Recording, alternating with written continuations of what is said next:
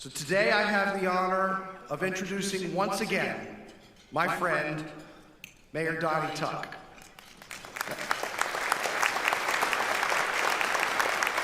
Now Donnie texted me last night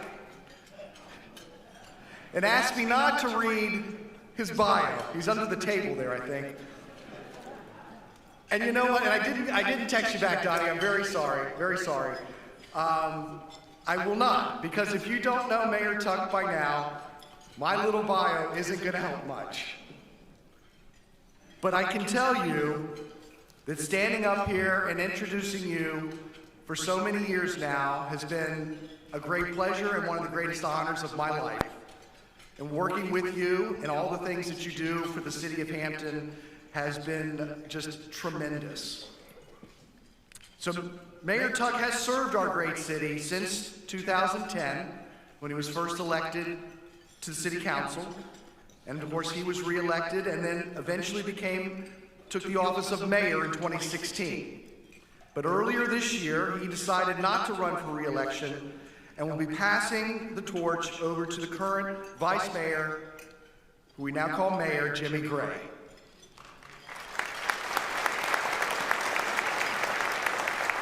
And Mayor Gray, you and I spoke earlier, and I know that you are going to want to continue this wonderful event, and I have complete confidence that you will put all of the energy into it that the team has been putting in for the last 10 years, because this is tremendous. So please join me in welcoming our mayor, Mayor Donnie Tuck, to deliver his final Hampton State of the City address. Please stand.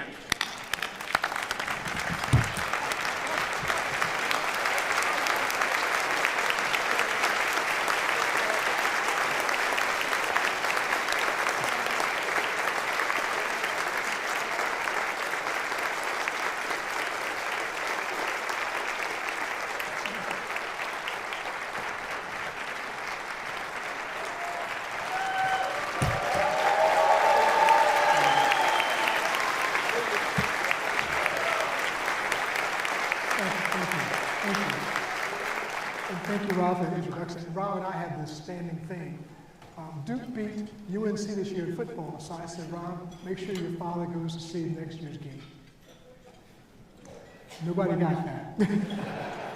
Anyway, thank you, Rob. Thank you, Bob, for your leadership of the Chamber and certainly for the friendship we developed over the last 7 years. And thank you to the members of the Chamber and to the guests for being here today. Let me begin by saying that I really wanted to be a good mayor for the city of Hampton. So much so that during my first 6 months as mayor, I met every other week with the former Peninsula Chamber CEO, Mike Coons, for his advice on how I could support Hampton businesses. And some of you may recall that in 2017 and 2018, I held quarterly business roundtable meetings to better acquaint myself with the needs of businesses in our city and to understand how the city could better support those businesses. And I also consulted periodically with former Mayor Ross Carney of Hampton and former Newport News Mayor Joe Frank, two men are highly respected as mayors. You know, a mayor can't do much alone. My colleagues on city council have been such a solid team. And I think it's important to note the mutual respect that we've shown for each other, and I'm proud to serve with them, and I'd like to acknowledge them, our Vice Mayor and Mayor-elect Jimmy Gray, Council members Chris Bowman, Steve Brown, Hope Harper, Billy Hobbs, and Martha Mugler, as well as former council members Eleanor Brown, Linda Curtis, Michelle Farabee, Teresa Smith, and the late Will Moffitt. You know, we've always been well supported by our city manager, Mary Bunting, and our city council clerk, Catherine Glass, as well as their staffs, and I'd like to thank and acknowledge them as well. And I'd also like to recognize the newest member of our team, City Attorney Courtney Sidnor. You know, Bob mentioned that today's attendance was a new record for Hampton State of the City address. And I'd like to think it's partly due to the number of family and friends that came to support me today. And I'd like my family to stand and be acknowledged, particularly my siblings and my nephew and niece who drove up from North Carolina, from Durham, North Carolina this morning.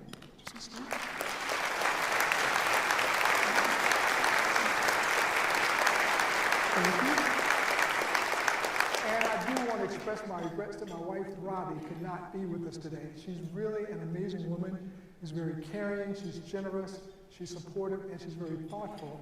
And I could not have served for the past 8.5 years without her as my advocate and partner. And I have friends who drove down last evening from DC, from Baltimore, and from Northern Virginia. And I've known them from 40 to 51 years, and I'd like them also to stand and be acknowledged.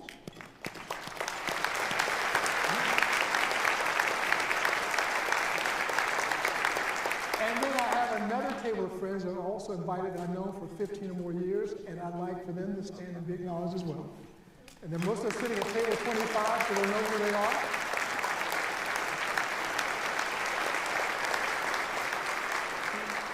Now, government can do a lot of things, but government can't do everything, and certainly we can't do it alone. So that's the reason that 6 years ago, I launched an initiative with the faith community called the Macedonian Call. Among our initiatives are a mentoring program for middle school black boys who lack positive male role models, a lunch buddy program for elementary schools, and Adopt the School initiative, and an after-school safe space initiative. And men, if you can find one day every other week during your work day, I'd like you to please consider becoming a mentor. But I'd also like to ask those representatives of the Macedonian Call to please stand.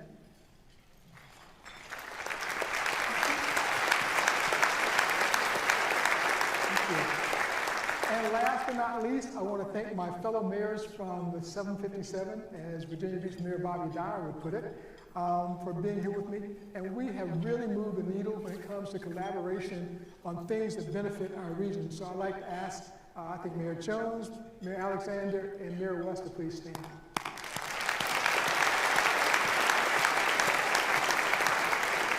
So this is my 8th State of the City address, and I wondered what I could do to hold your attention.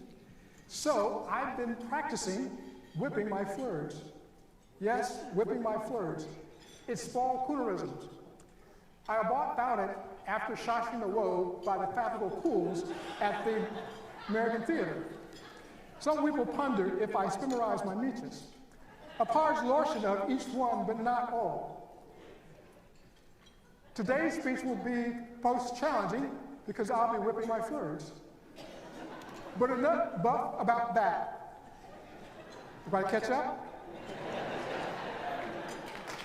Watch the video. At my first State of the City 8 years ago, I seemed to be in a hurry. Right now, I've got to go. I got to go. I really got to go. I couldn't be more proud to see him, but I got to go. Please understand. I've got to go. Please excuse me. I've got to go. And I'd like to know more, but right now, I've got to go.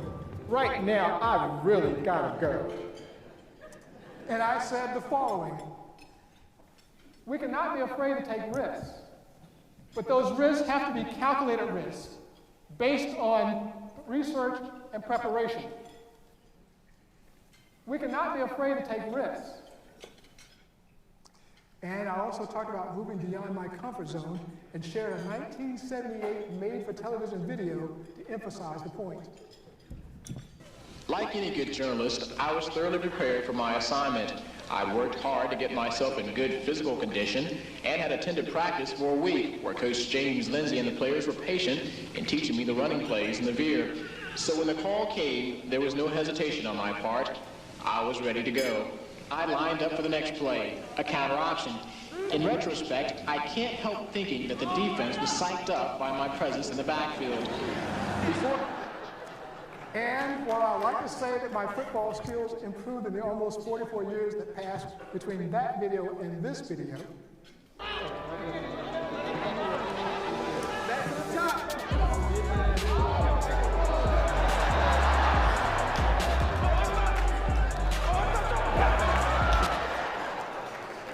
It's obvious that they didn't. However, I can say with certainty that in the past 8.5 years, the city of Hampton has seen a lot of improvement in reducing violent crime, educating our children, attracting development, nurturing and growing small businesses, and developing facilities that serve residents and attract more visitor dollars. In 2016, I told you I ran for mayor because I wanted the opportunity to tackle the challenges that are facing most of our cities in America today. and that's making neighborhoods safer, schools better, and economic opportunities more plentiful. And I'd like to look back at some of those areas. People want to live in a safe city, and Hampton is a very safe city. However, state statistics place Hampton and 4 of our neighbors in the top 13 cities for shootings per capita in 2023. In 2024, to date, we've fallen off that list. In fact, we're not even in the top 20 anymore.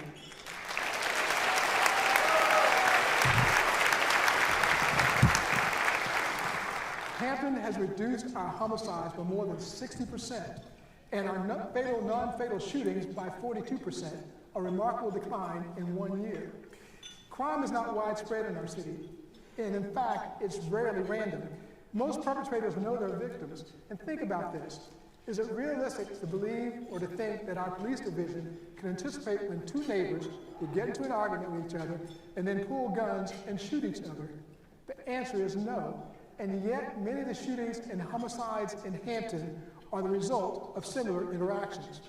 We know that many young people who turn to crime have faced very tough circumstances in their short lives, and they don't see any way out other than guns and gangs. We're showing them a better path. In 2022, because of my participation in the Bloomberg Harvard University City Leadership Initiative, we pulled together multiple departments and agencies: police, human services, youth and young adult opportunities, the Commonwealth Attorney, the school system, to help form the Hopeful Hampton Initiative. We use data to identify the young people who are most likely to use guns or be victims of violence. We create individualized plans. Whatever family needs, whether it's housing, substance abuse treatment, jobs, anger management, social support, or food, we help. And thanks to a $4.6 million federal grant attained by Congressman Bobby Scott, we'll be opening resource centers in vulnerable neighborhoods to provide those intensive services. The first will be at Langley Square early next year, and our plan is to have 5 resource centers open and operating by 2027.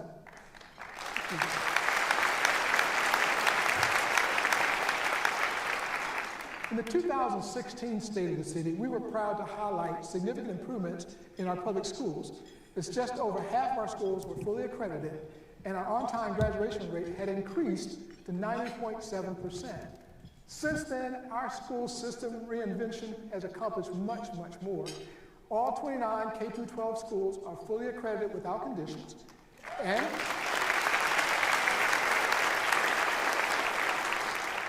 our on-time graduation rate of 97.93% is the highest in the region and the 5th highest in the state.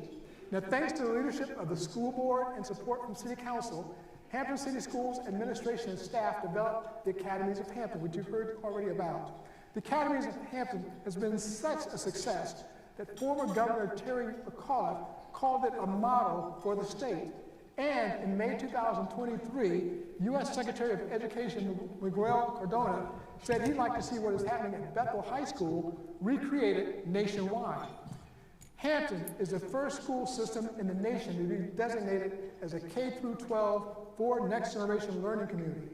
What's more, this past October, Hampton City Schools Academies of Hampton hosted the Ford Next Generation Superintendent and Leadership Council's annual conference, which brought together over 100 educational leaders from across the Ford NGO network.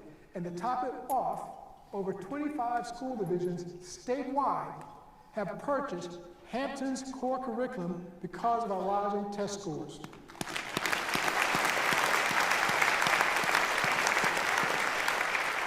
In Hampton, not only are we developing tomorrow's workforce today, but we're also enhancing their learning experience with the addition of the first of 2 new science wings, a courtroom, and because we're surrounded by water, a floating STEM lab. And in case your business isn't an Academy partner already, please use this QR code to get involved. You know, I never tire of reminding people that the U.S. space program began right here in Hampton at the NASA Langley Research Center. In addition to the aeronautical research it conducts, NASA is also a major employer and a catalyst to private sector ventures. The agency has helped Hampton become a hub for the development of unmanned craft, including companies like Advanced Aircraft, which is prototyping tilt-wing unmanned systems, the Longbow Group, developing a craft that can take off and land vertically, and True Weather Solutions, studying airflow and micro-weather in urban areas. And most notably, Huntington Ingalls opened its Unmanned Systems Center of Excellence here to design and to build unmanned ships. HII is the largest manufacturer of unmanned underwater vehicles in the world, with 600 vehicles delivered to 30 countries so far. Unmanned underwater systems, just as in the air, are poised for dramatic growth. Technology is key to Hampton's future development.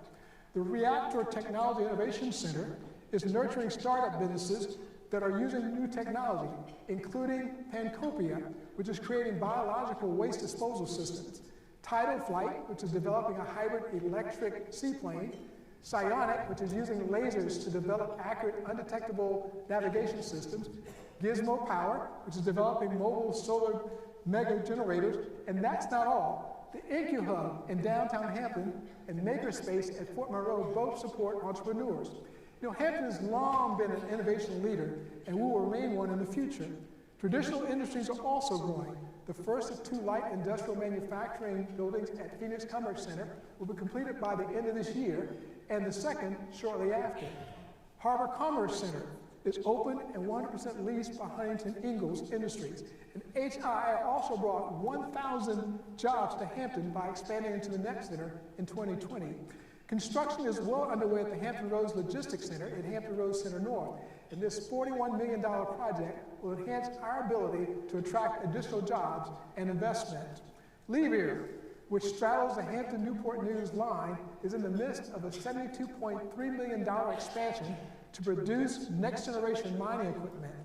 Howmet Aerospace, formerly Arconic, and Analytical Mechanics Associates have both expanded, and there's even more good news ahead. I'm pleased to share that Amazon now has 2 facilities operating in Hampton. The delivery center at the former Kmart Boulevard on Mercury Boulevard has been operational for several years now. Last month, Amazon opened a larger facility with first-in-class robotics. This multi-million-dollar facility at the former Gateway Computer property will employ a mix of 125 full-time and part-time employees. And our own local companies are also growing. Riggins Company, a 60-year-old business, has been experiencing tremendous growth. And I'm pleased to announce today that the company will be building a $16 million new manufacturing and fabrication facility in Hampton. In addition to its growing footprint, in Copeland Industrial Park, and this will create 50 new jobs. I'm also pleased that Franklin Machine Shop, also in Copeland, will invest more than $1 million to increase its capacity.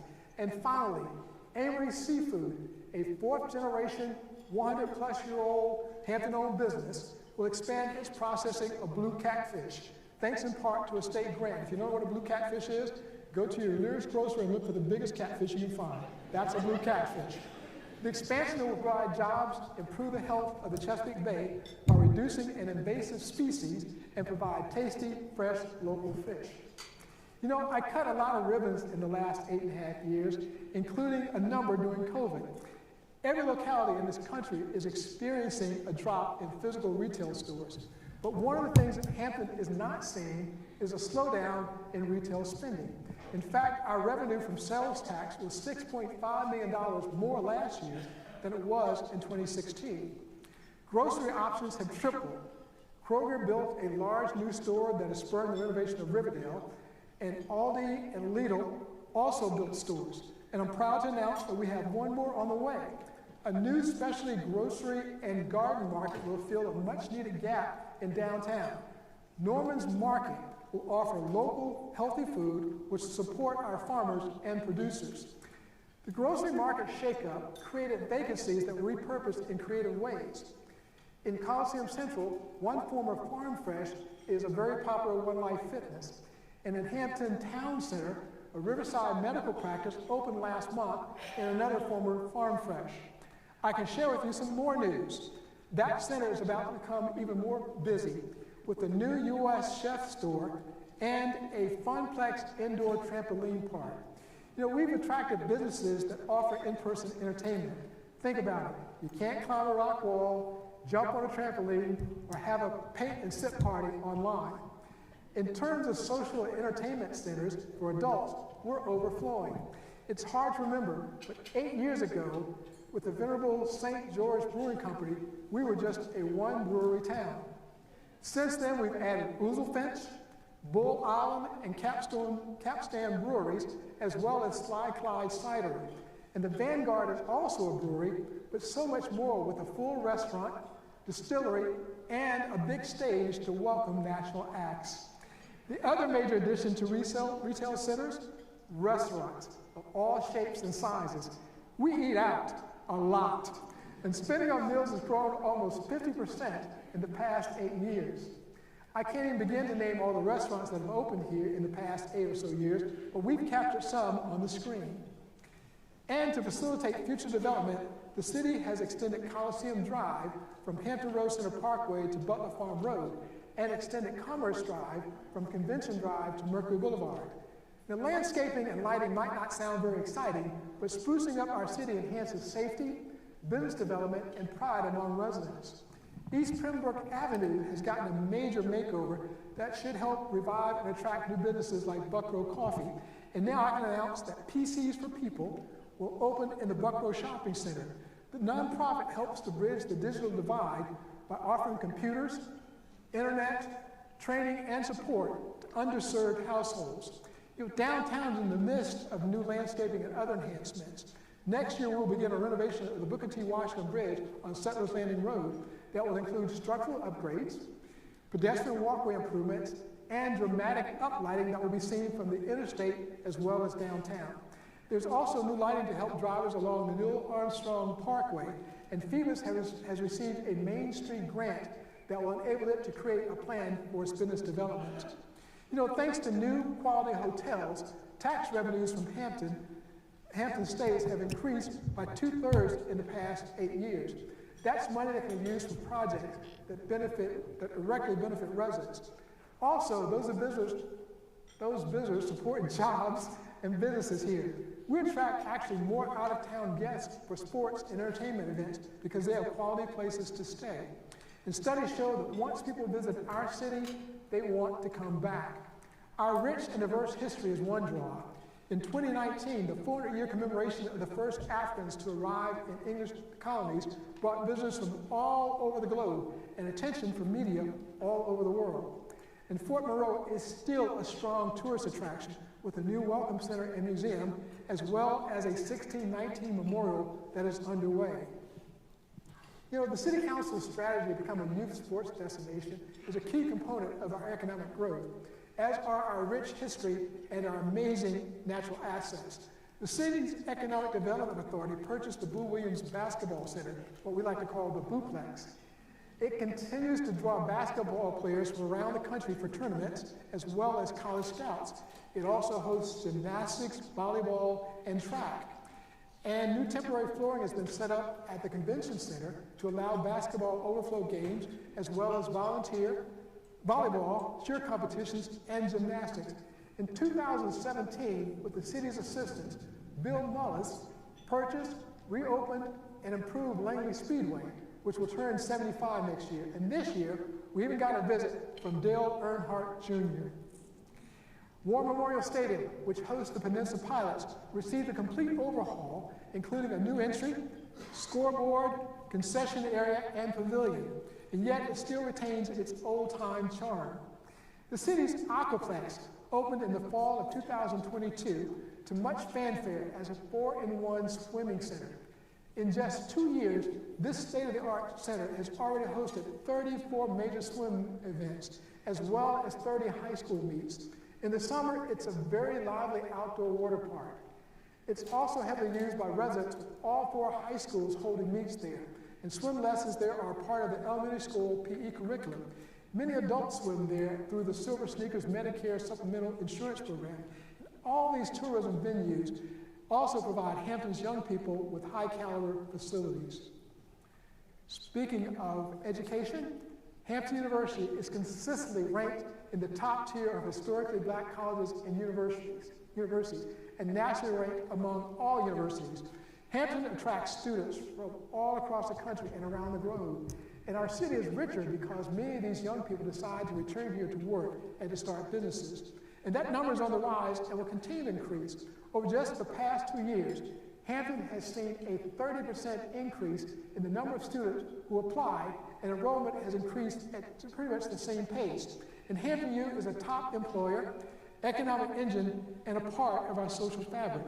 The university is advancing cancer research and treatments at its Proton Cancer Therapy Institute, and this past October, Hampton U reopened a renovated, state-of-the-art School of Pharmacy facility, and last month celebrated the opening of its School of Religion.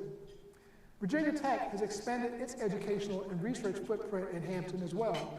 Virginia Tech Seafood Research Facility, or AREC, opened a much larger, more modern building on the downtown waterfront in 2022. And looking back, seafood has been a part of life in Hampton long before our official 414-year city history, and we've been proud to play a role in that facility's expansion.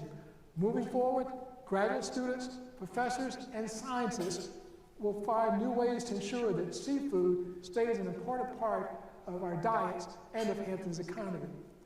Virginia Peninsula College. At Virginia Peninsula Community College, the numbers are trending upward in traditional student and workforce development enrollment.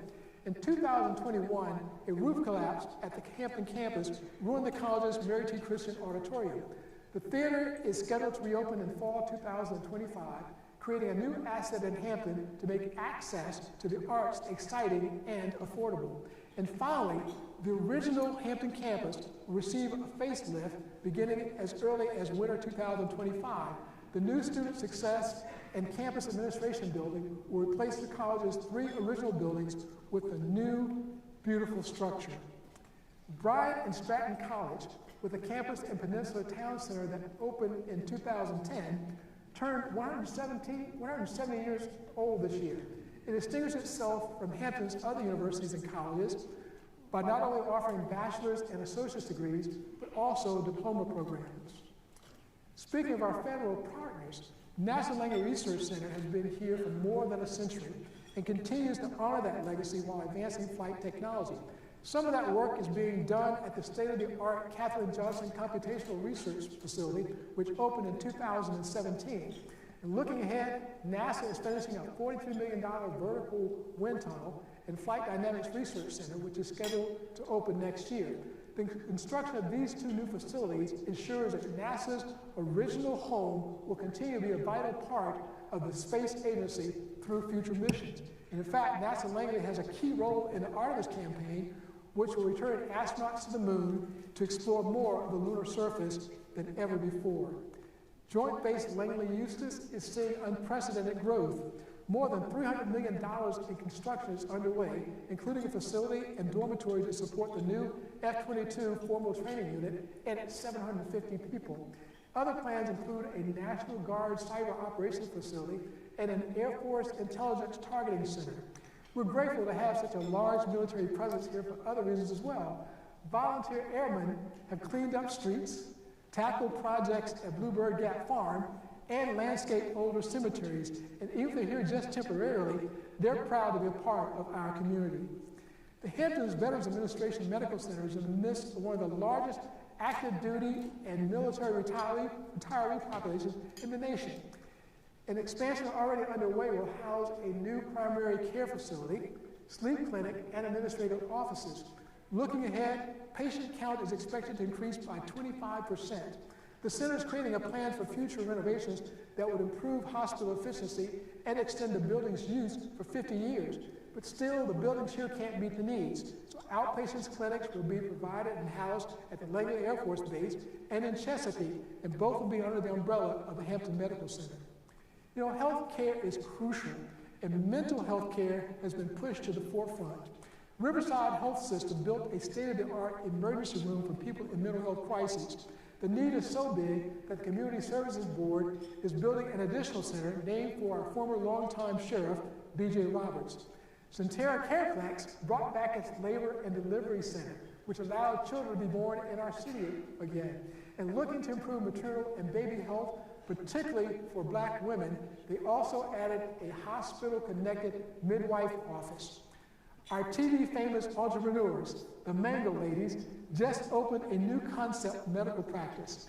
Mango Medical Direct Primary Care, or DPC, does not take insurance. Patients pay a monthly fee for access to their services, and simplified paperwork allows the practitioners to spend more time with the patients. And this year, we saw the opening of a new LGBT Life Center, bringing a new level of specialized services to the peninsula. This center offers a wide range of healthcare, counseling, and pharmacy services to the community in a safe and comforting setting. You know, earlier I talked about safety with respect to crime, but safety is more than crime. For more traffic safety around our schools, we've installed speed cameras. We've added sidewalks to protect pedestrians along Mercury Boulevard and Cunningham Drive, as well as along King Street and Old Buckrow Road. Projects like this, meaning adding sidewalks, they don't make headlines or get you on the TV news, but it's something I've been very proud of in my term as mayor. And those smaller projects truly make a difference in the daily lives of our residents. I'm pleased to announce that we have purchased an unused NASA building on Exploration Way, which will create a new safety and emergency center. It will house the Emergency Operations Center, 911, our real-time crime center, emergency management, and potentially other city staff. And we planned a new building, but this reuse allows us to save taxpayer dollars and to speed up the opening date by 2 years. And our new police training facility at Fort Monroe is scheduled to open next year. It's another example of how partnerships can save money and increase value. The federal government contributed $7 million because the facility will be shared with Langley Air Force Base.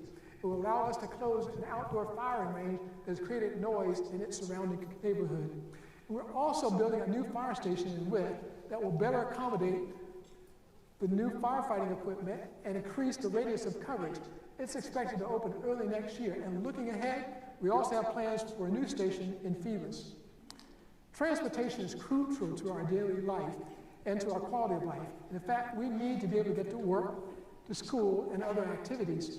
It's been a challenge for those who rely on cars with the I-64 and HRBT expansion projects going forward. Well, we know one day it'll all be over. I have better news for those who use mass transit. That service has gotten much faster and more comfortable. And 2 years ago, we cut the ribbon to reopen a renovated Hampton Transit Center downtown. Now that center is the third busiest stop in HRT's region-wide system. And I'm proud to say that I, along with other leaders in our region, successfully lobbied for additional and dedicated transit funding. We now have a new 757 Express program that offers consistent 15-minute service on a major route, better technology to allow riders to see real-time information on routes and arrivals, as well as 77 new bus shelters which have benches and many of them have lighting. So better technology will allow riders to see real-time information, said that already, and businesses know how important it is to get people to their jobs on time.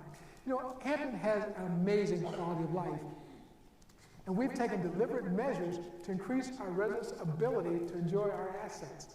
In the past 8 years, you've seen an incredible revitalization of Buckrow Beach and its boardwalk. There's also been dredging in salt ponds and back river to maintain waterways for boating. We've opened 2 new neighborhood centers that provide recreation to everyone, from children to seniors. Downtown's Mary Jackson Center has a gym, lockers, showers, a commercial kitchen, 2 meeting rooms, and a multi-purpose room. And in Fox Hill, a former church was repurposed and renovated, and a full gymnasium was constructed. 2 years ago, I conducted virtual town halls with students representing all 4 high schools and all 7 middle schools. Many told me they wanted to have activities other than sports at our community centers. As a result, last fall, we opened state-of-the-art game rooms at Fort Monroe, Northampton, North Phoebus, and West Hampton community centers. And for residents who don't have a community center, the Wreck and Roll Scuttle Bus brings recreation directly to neighborhoods throughout each summer. Looking ahead, you will see a new game room at the Y.H. Thomas Neighborhood Center, along with special events like youth or for youth, like Making a Splash, which is patterned after the nationwide Parks After Dark program. Empire Park has also been revitalized, helped along by a grant from Langley Air Force Base.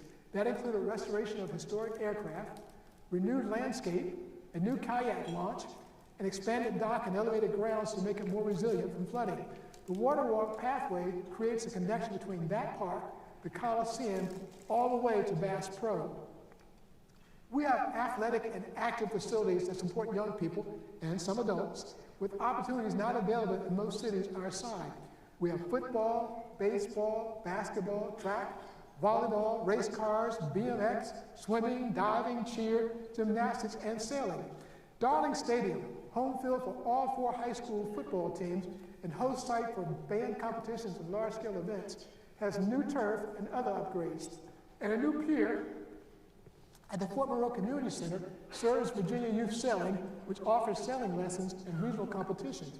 The Buckrow Soccer Field has also undergone significant groundwork. And this year, the historic Hampton Carousel was repaired, restored, and reopened, including antique artifacts, restoration, and electrical upgrades. This treasure attracts people of all ages and is popular with tourists. And looking ahead, by summer, we expect to open a $1.6 million destination playground at Buckrow Beach with all new play structures, including those for sensory and ADA needs. And after that, a mini golf course is in the early stages of planning. We're compiling citizen ideas for its location and amenities as we move forward. Earlier this year, the city purchased and demolished the old Fisherman's Wharf restaurant property on Ivanhoe Road.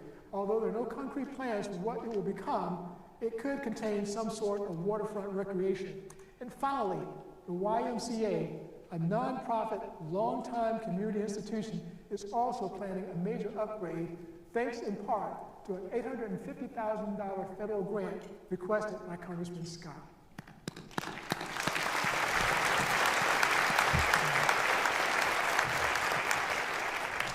Given all that economic growth and quality of life improvements, we needed new places to put residents.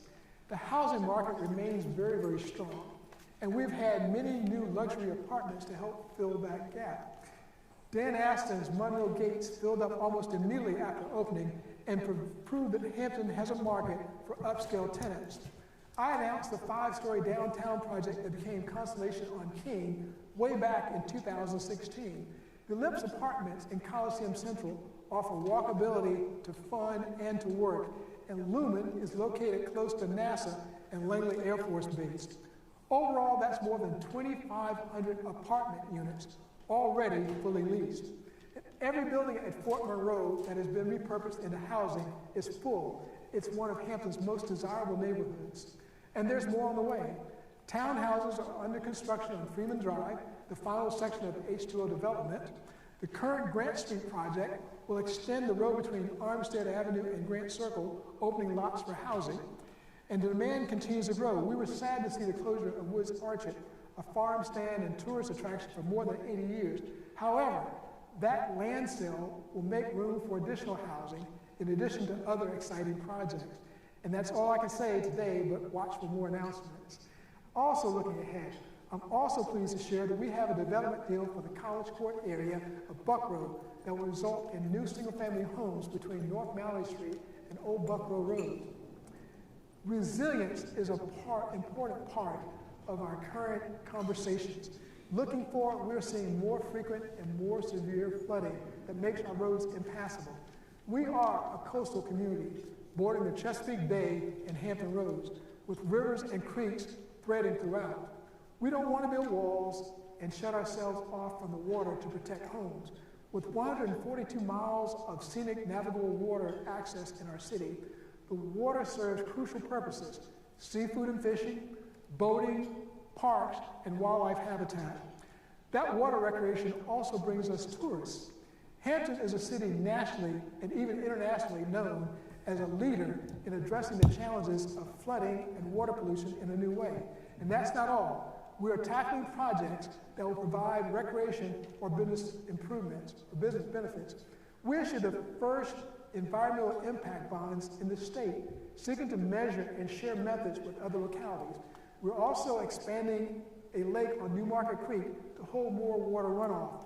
It will filter most of the pollutants before they reach the creek. It will also be a nature habitat with a park and trail around it for families to enjoy.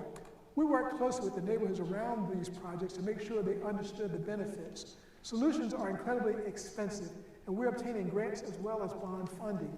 We got some help this past spring in the form of a $1.38 million grant, again thanks to the work of Congressman Scott. And just yesterday, we learned that we will receive an $845,000 grant from the National Fish and Wildlife Foundation to reduce flood risks and improve habitat along the Back River. We are a leader in this effort, but it will take much, much more work. In closing, I'm proud to have launched a partnership with Bloomberg Philanthropies that will carry the city forward for many years. We began with the Mayor and Senior Leadership Program, and it's grown into multiple initiatives. Currently, we are one of only 25 Bloomberg American Sustainable Cities, a multi-year initiative to build low-carbon, resilient, and economically thriving communities. And through that Bloomberg assistance and expertise, we believe we will successfully compete for additional federal grants for resiliency projects. And I cannot begin to thank everyone in this room for your contributions to and support for the city over my 2 terms. In fact, I've spent a great deal of time over the past 8.5 years listening to residents and businesses. I held mayor's town halls, open meetings, some virtual, at least 4 times a year, plus attending neighborhood meetings and speaking to other civic groups. That enabled me to see this city through a variety of perspectives. We are a diverse and a fiercely passionate city. It's not easy to lead, but it's time. You know, the General Assembly extended my term already by 6 months when it moved our council elections from May to November. Moving forward, I'm proud to say all that we've achieved, but there are great things that we can still achieve in our city. And I know you will all work together to meet the challenges that we still face. Well, I'd like to stay and tell you more, but I have a plane to catch, and I really, really gotta go.